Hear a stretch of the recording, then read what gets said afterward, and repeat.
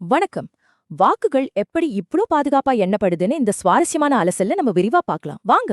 பூட்டப்பட்ட பெட்டியிலிருந்து பல லட்சம் ஓட்டுகள் எப்படி துல்லியமா எண்ணப்பட்டு ரிசல்ட் வருதுன்னு எப்பவாச்சும் யோசிச்சிருக்கீங்களா? இதுல 4 ஸ்டெப்ஸ் இருக்கு.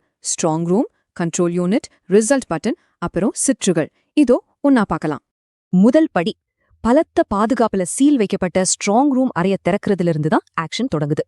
மிஷின்களை எடுக்கும் முன் அதிகாரிகளும் கட்சி முகவர்களும் சீல் பூட்டு எல்லாத்தையும் ரொம்ப தீவிரமா செக் பண்ணுவாங்க. செக்கிங் முடிஞ்சதும் அந்தந்த மேசைக்கான மிஷின்கள் ரொம்ப பாதுகாப்பா வாக்கு எண்ணும் இடத்துக்கு கொண்டு வரப்படும். இதுல ஹீரோவே இந்த கண்ட்ரோல் யூனிட் தான். இதுக்குள்ளதான் பதிவான ஓட்டு விவரங்கள் எல்லாம் ரொம்ப பத்திரமா இருக்கும். வெளிப்படைத்தன்மைக்காக டேபிள்ல இருக்கிற கட்சி முகவர்கள் மெஷினோட சீரியல் நம்பர், சீல் எல்லாத்தையும் மறுபடியும் ஒரு தடவை செக் பண்ணுவாங்க. இப்போ ரொம்ப முக்கியமான கட்டத்துக்கு வந்துடும். மிஷின்குள்ள இருக்கிற ஓட்டுகள் எப்படி எண்ணப்படுதுன்னு பார்க்கலாமா? இது ரொம்ப ஃபாஸ்டா நடக்கும். முதல்ல ரிசல்ட் பகுதியை மூடி பாதுகாக்கிற அந்த ஸ்பெஷல் சீல் உடைக்கப்படும். இதுதான் அந்த முக்கியமான தருணம். அதிகாரி இப்போ கண்ட்ரோல் யூனிட்ல இருக்கிற ரிசல்ட் பட்டனை அழுத்துவார். பட்டனை அழுத்தின அடுத்த செகண்டே ஒவ்வொரு வேட்பாளரும் வாங்கின மொத்த ஓட்டுகளையும் மிஷின் துல்லியமா ஸ்கிரீன்ல காட்டிடும்.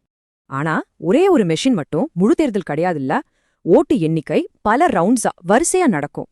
பொதுவா ஒரு ரூமுக்கு 14 டேபிள்ஸ் இருக்கும். அங்க ஒரே நேரத்துல ஓட்டுகள் சுறுசுறுப்பா எண்ணப்படும். ஒவ்வொரு ரவுண்ட்லயும் எல்லா கண்ட்ரோல் யூனிட்ல இருந்தும் வர ஓட்டு விவரங்களை அதிகாரிகள் எந்த தப்பும் இல்லாம தொகுப்பாங்க.